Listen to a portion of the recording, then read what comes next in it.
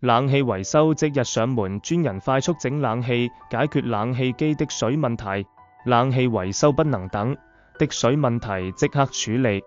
維修冷氣機不僅是為了舒適，更是防止損害家居設備的重要步驟。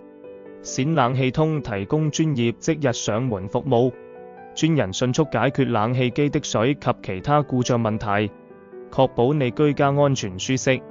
冼冷氣通亦提供其他專業整冷氣服務，例如冷氣保養、檢查及安裝等。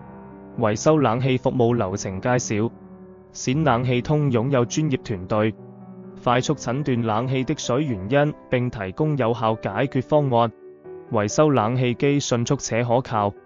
冼冷氣通亦提供其他專業冷氣服務，例如冷氣保養、檢查及安裝等。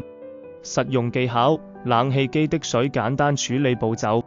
步驟1：安全斷電。步驟2：清潔爐網。步驟3：檢查排水管。步驟4：重新測試。如問題未解決，冼冷氣通亦提供其他專業冷氣服務，例如冷氣保養、檢查及安裝等，立即為你上門服務。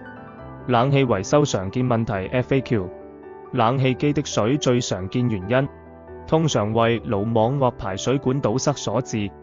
維修冷氣機一般需多久時間？通常即日可完成，約需1到2小時。冷氣維修費用高嗎？依問題嚴重程度而定。冼冷氣通提供清晰透明報價。